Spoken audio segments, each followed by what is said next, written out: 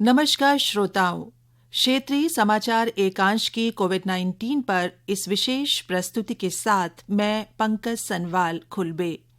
श्रोताओं, corona virus संक्रमण से बचाव के लिए टीकाकरण की शुरुआत हो चुकी है। राज्य में भी वैक्सीनेशन का कार्य किया जा रहा है। चमोली जिले में किस प्रकार से वैक्सीनेशन हो रहा है, इन सभी विषयों पर हमने बात की चमोली जिले की जिलाधिकारी स्वाति एस भदौरिया जी से।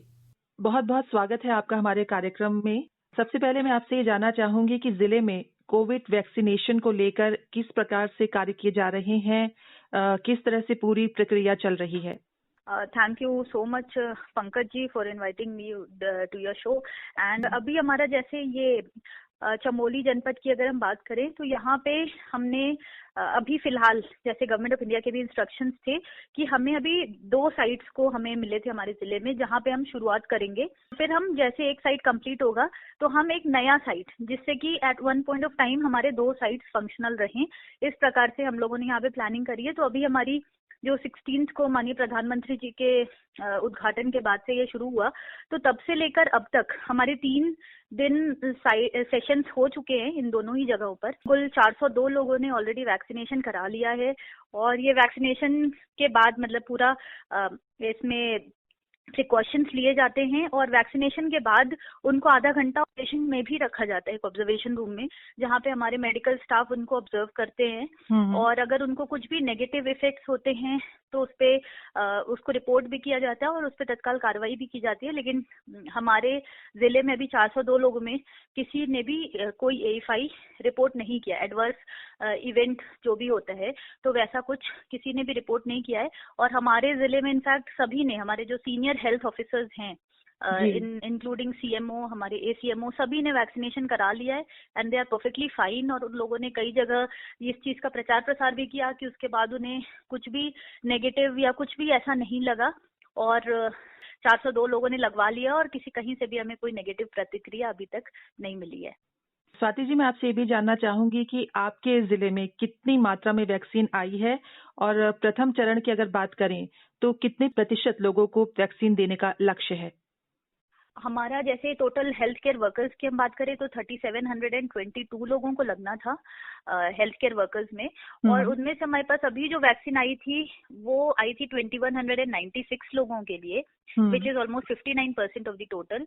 तो वो उनको लगनी अब शुरू भी हो चुकी है। और इसके अतिरिक्त हमारे नेक्स्ट खेत भी आज देहरादून प्रॉब्ली पहुंच रही है।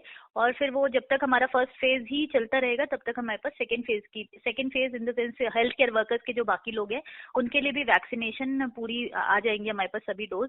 और हमारा जो कोल्ड चेन पॉइंट्स हैं सभी फंक्शनल है, इसका हम लोगों ने खुद भी मॉनिटर किया, खुद भी जाकर निरीक्षण किया। और हमने हर सेशन साइट के लिए एक जोनल ऑफिसर, सेक्टर मैजिस्ट्रेट्स ये भी बनाए हुए हैं, जिसमें हमारे SDM, तहसीलदार, BDOs ये सब भी जाकर वहाँ पे मॉनिटर भी कर रहे हैं कि सभी स्थिति ठीक हो। और अगर हेल्थ विभाग को कुछ आवश्यकता है, उनके एंड से कोई सहयोग की आवश्यकता है तो वो भी कर रहे हैं। जगह जगह हमारे कंट्रोल रूम के नंबर्स हर जगह लगे हुए हैं सभी सेशन साइट्स पे, जिससे कि अगर किसी को कुछ भी एडवर्स इफेक्ट बाद में भी फील होता है तो वो भी हमें बता सके कंट्रोल रूम पे, या फिर किसी को कुछ भी शिकायत या सुझाव रहते हैं तो वो भी हमारे डिस्ट्रिक्ट कंट्रोल रूम या ब्लॉक कंट्रोल रूम को सूचित कर सकते हैं। तो इस तरीके से हमारा जो भी पूरा अमला है वो सब लोग इसमें इन्वॉल्व है। और इसका विशेष ध्यान रखा जा रहा है कि इसका कोई भी नेगेटिव इफेक्ट किसी पे ना पड़े और कोई भी किसी प्रकार का दुष्प्रचार ना हो और जो सच्चाई है वही सबको पता हो।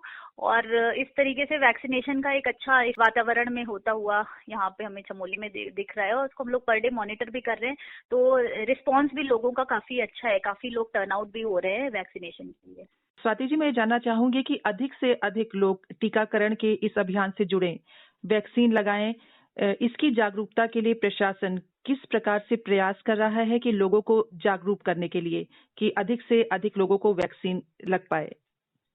अभी हमारे जो हेल्थ केयर वर्कर्स हैं वो तो ऑलमोस्ट काफी खुद ही जागरूक हैं, और लेकिन इसके साथ साथ भी फिर भी आम जनता में भी, क्योंकि अभी लगना ही है बाद के फेजेस में, तो उनको जागरूकता के लिए हम लोगों ने वॉल पेंटिंग, जो कुछ इसके सॉन्ग्स वगैरह, कुछ वीडियोस बनाकर इसके हम लोगों ने सोशल मीडिया पे भी डाले। स्पेशली जो हमारे वैक्सीन जिन्होंने ले लिया है, जैसे हमारे कुछ डॉक्टर्स हैं, सीएमओज हैं, इन लोगों की भी बाइट्स लेकर कि उनको कैसा फील हुआ, कैसा उनका एक्सपीरियंस रहा वैक्सीन का, ये भी लोगों के बीच हम लोग इसको प्रचारित करा रहे हैं, जिससे कि वो जो स्वयं वैक्सीनेशन करा चुका है, हम उसके मुंह से डायरेक्टली सुन सकें कि वैक्सीन का क्या उन पे प्रभाव पड़ा या कैसा उनको लगा। तो इससे लोगों में ज्यादा कॉन्फिडेंस आता है वैक्सीन को लेकर। तो ये सभी कुछ हम लोगों के द्वारा, हमारी हेल्थ टीम के द्वारा ये सब कुछ किया जा रहा है। और कोई भी दुष्प्रचार को रोकने के लिए भी स्पेशली हम लोगों ने एसडीएम्स को भी ये बताया है कि कहीं भी ऐसे कुछ दुष्प्रचार होता है जो बिना भ्रांतियां फैलाई जाती हैं, तो उनपे तत्काल कार्रवाई वगैरह भी की जाए। तो अभी मतलब मुझे अपने जिले का तो अभी ऐसा कोई मैटर है नहीं, और सब कुछ ठीक ठाक है। ये भी एक प्रश्न है कि जैसे वैक्सीन जो बाहर से आ रही है, उसे सुरक्षित रखने के लिए क्या कुछ व्यवस्था की गई है? यहाँ पे हमने, जैसे मैंने बताया कि कोल्ड चेन पॉइंट्स बनाए गए हैं। जैसे कोई भी वैक्सीन आती है तो उसको हम लोग लेने के लिए अपनी वैक्सीन वैन भेजते हैं, उसके साथ पूरे सिक्योरिटी भी भेजते हैं कि जिससे रास्ते में कोई भी उसको कुछ उसके साथ छेड़छाड़ कुछ करने का प्रयास ना करे। तो वो पूरा हमारा जाता है, और डीवीएस जो हमारा डिस्ट्रिक्ट वैक्सीन स्टोर है वहाँ पे आता है, वहाँ पे पूरा कोल्ड चेन मेंटेन्ड है, जितना उसको टेम्परेचर चाहिए होता है। इनफैक्ट उसको नेगेटिव टेम्परेचर पे भी नहीं जाना चाहिए, इसका भी ध्यान रखा जा रहा है, क्योंकि वो वैक्सीन नेगेटिव टेम्परेचर पे खराब होने का डर रहता है। तो उसको 8 to 10 डिग्री जो हमारा ऑप्टिमम टेम्परेचर है उस पर रखा जाता है। और उसके बाद जब वैक्सीनेशन किसी सेशन साइट पे शुरू होने वाली होती है, उसके एक दिन पहले संबंधित साइट पे पहुंचाया जाता है वैक्सीन वैन के थ्रू, और वहाँ पे भी कोल्ड चेन पॉइंट पे रखा जाता है। और इसके लिए कि हमारा वैक्सीन कम से कम वेस्ट हो, क्योंकि एक बार एक वाइल खुल जाती है तो उसमें 10 लोगों के बराबर का डोज होता है। तो उसको अगर मान लीजिए उस समय 10 लोग हैं ही नहीं वैक्सीन साइट पे, तो वो अगर 6 लोग ही हैं तो उसको तो लग जाएगी, लेकिन वो 4 लोगों की वैक्सीन अगर बहुत लंबे समय तक खुली रखते हैं अगर 3-4 घंटे तक, तो वो 4 घंटे के बाद खराब होने की संभावना रहती है। तो ये भी हम लोगों ने इंस्ट्रक्ट कर रखा है कि जब साइट पे 10 लोग हो जाएं तभी वो वैक्सीन खोलें और तभी वैक्सीनेशन शुरू हो। तो इस तरीके से वो मतलब हमारा हेल्थ टीम बहुत ही जो ग्राउंड पे हैं वो अच्छे से मैनेज भी कर रहे हैं, कॉल करके भी बुला ले रहे हैं अगर 8 लोग ही हैं, जिससे कि हमारा वैक्सीन का वेस्टेज भी मिनिमम हो या ना हो, क्योंकि वैक्सीन बहुत ही प्रेशियस है अभी और हमें अभी पूरी मात्रा में धीरे धीरे मिल रहा है। तो इसलिए वैक्सीन की वेस्टेज को रोकने के लिए भी हमारे जो हेल्थ केयर पर्सनल हैं वो स्पेशल प्रयास कर रहे हैं, जिससे कि कोई भी हमारी वैक्सीन वेस्ट ना हो। स्वाति जी, वैक्सीनेशन को जैसे कि इसको और स्केल अप करने के लिए, इसको बढ़ाने के लिए अपने आप में कई प्रकार की चुनौतियां हैं, तो इसको आगे आने वाले वक्त में कैसे तेज होते देखती हैं आप? जैसे सेंटर्स की संख्या बढ़ाने की बात हो, नंबर ऑफ पीपल्स को वैक्सीनेशन को ज्यादा करने की बात हो।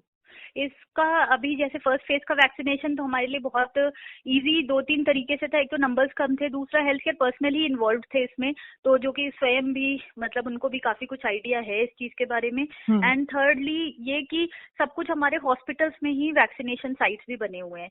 लेकिन जब हम इसको सेकेंड फेज में आम जनता को या कोमॉर्बिड एंड 50+ लोगों को लगाने के लिए जाएंगे, तो हमें डेफिनेटली उसको भी हम लोगों ने वर्कआउट कर लिया है कि हमें कितने बूथ्स बनाने होंगे, वैक्सीनेशन बूथ्स।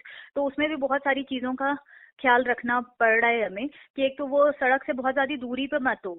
वैसे तो जो अभी हमारा एक्सपीरियंस है AEFI कुछ हो नहीं रहा है रिपोर्ट, लेकिन फिर भी अगर कुछ भी एडवर्स इवेंट होता है तो हम तत्काल उसको हॉस्पिटल में लेकर जाएं।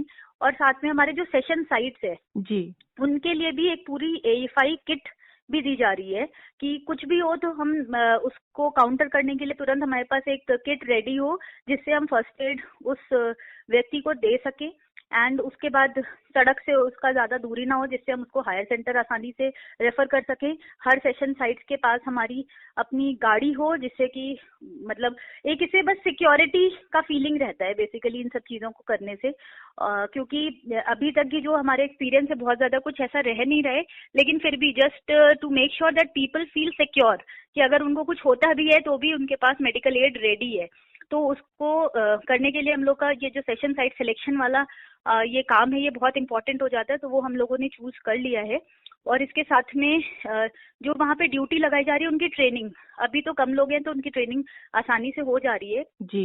जब सेकेंड फेज में हम जाएंगे तो उसकी भी हम लोगों ने लिस्टिंग वगैरह पूरी कर ली है कि किन की ड्यूटी लगनी है, उनको किस चीज में ट्रेन करना है, क्योंकि जो वैक्सीनेशन ऑफिसर है उनको तो ट्रेन करना ही है वैक्सीन लगाने में। और लेकिन वो लोग ये काम करते भी रहते हैं क्योंकि जनरली एएनएम्स ही हमारे वैक्सीनेशन ऑफिसर है, तो ये बच्चों का टीकाकरण, गर्भवती माताओं का ये करते रहते हैं, तो they are trained in that. लेकिन जो अन्य लोग हैं, जैसे हमें कोविन पोर्टल पे उसकी एंट्री करनी है, जो ऑब्जर्व कर रहे हैं कि उनको कुछ नेगेटिव इफेक्ट तो नहीं हो रहा है, उनकी ट्रेनिंग है, ये सब बहुत इंपॉर्टेंट रोल प्ले करते हैं।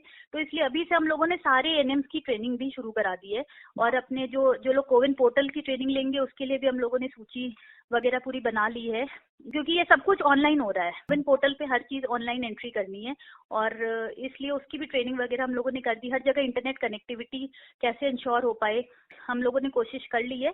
लेकिन फिर भी भारत सरकार ने कई सारे डिस्ट्रिक्ट्स की ये भी डिमांड थी कि कई जगह पे नेटवर्क नहीं आता है, तो उसके लिए क्या करें, तो भारत सरकार ने उसको कंसिडर करते हुए एक ऑफलाइन मोड भी इसमें जोड़ दिया है। कहीं पे इंटरनेट कनेक्टिविटी नहीं भी है तो भी हम उस पर ऑफलाइन वैक्सीनेशन करके बाद में उसको ऑनलाइन करने की भी अब इसमें एक ऑप्शन आ गया। भारत सरकार ने भी बहुत अच्छे हम लोगों से जिलों से फीडबैक लिया और उसको इनकॉर्पोरेट भी किया है। ग्राउंड का काम हम लोगों के लिए बहुत आसान हो गया है। और कार्यक्रम के अंत में मैं आपसे ये जानना चाहूंगी कि जबकि वैक्सीनेशन की प्रक्रिया शुरू हो चुकी है, फिर भी हमें कोरोना वायरस संक्रमण से बचने के लिए कौन से एहतियात अभी भी बरतने की जरूरत है? क्या संदेश देना चाहेंगी हमारे श्रोताओं को? हमारा ये है कि वैक्सीनेशन हमारे प्रोटेक्शन के लिए, और वैसे भी अभी 28 डेज बाद पुनः वैक्सीनेशन होना है, इसका 2 डोज लगना है। तो उसके अलावा भी अगर वो हमारा 28 डेज के बाद वाला डोज भी जब हो जाता है, फिर भी हमें बिल्कुल इसके प्रति कॉम्प्लेसेंट नहीं होना है। ऐसा नहीं है कि हमने वैक्सीनेशन लगा लिया है तो हम बिना मास्क के घूम सकते हैं।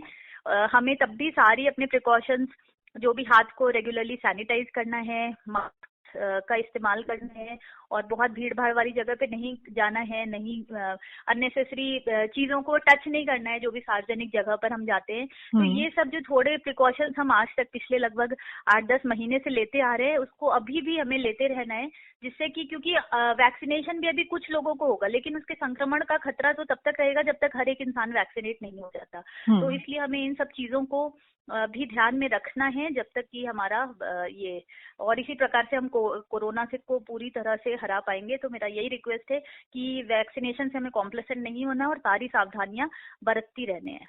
इन महत्वपूर्ण जानकारियों को हमसे साझा करने के लिए आपका बहुत बहुत धन्यवाद। Thank you so much. श्रोताओं, इसी के साथ हमारा आज का कार्यक्रम यहीं पर समाप्त होता है। नमस्कार।